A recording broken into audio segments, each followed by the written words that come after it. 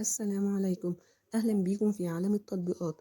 لو أنت مهتم بالجديد والمفيد في عالم التطبيقات، تقدر دلوقتي تشترك في القناة وتفعل زر الجرس عشان يوصلك مننا كل جديد ومفيد في عالم التطبيقات، ونقدر نشرح لك كل التطبيقات اللي تهمك في حياتك، سواء كانت تطبيقات محلية أو تطبيقات عالمية، زي تطبيقات العقارات وتطبيقات السيارات والتطبيقات اللي بتسرق بياناتك وحساباتك، وكمان تطبيقات التعارف.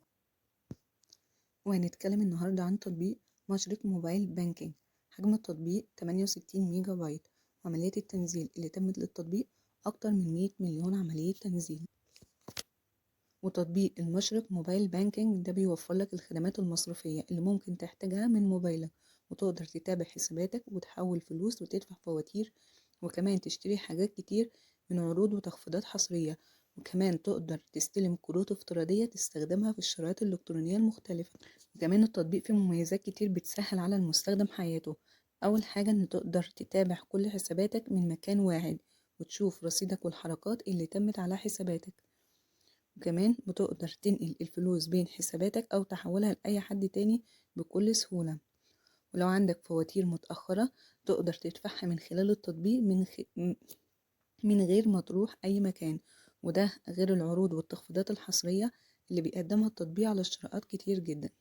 وكمان التطبيق بيعتمد على أعلى معايير الأمان عشان يحافظ على معلوماتك وفلوسك. وكمان مثال على استخدامك للتطبيق، مثلا لو عايز تدفع فاتورة موبايل، كل اللي عليك ان انت تفتح التطبيق وتلاقي قسم اسمه دفع الفواتير، بتبدأ تختار نوع الفاتورة اللي عايز تدفعها، زي فاتورة موبايل أو فاتورة كهرباء وغير ذلك، والتطبيق بيوجهك بعد كده عشان تكمل عملية الدفع. وزي أي تطبيق ممكن يكون فيه بعض النقاط اللي ممكن تتحسن فيه. بعض العملاء بيشتكوا من إن التطبيق بيعلق أحيانا، وإن كمان بيطلب معلومات كتيرة جدا في كل خطوة، وفي ناس بيقولوا إن التطبيق مش سريع زي ما بيحبوا.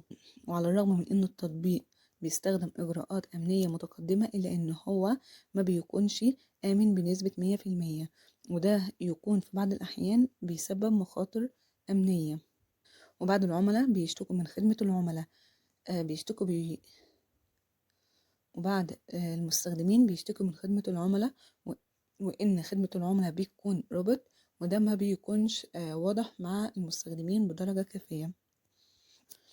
والرسوم اللي بتتم للتحويلات المالية بتكون مرتفعة بعض الشيء.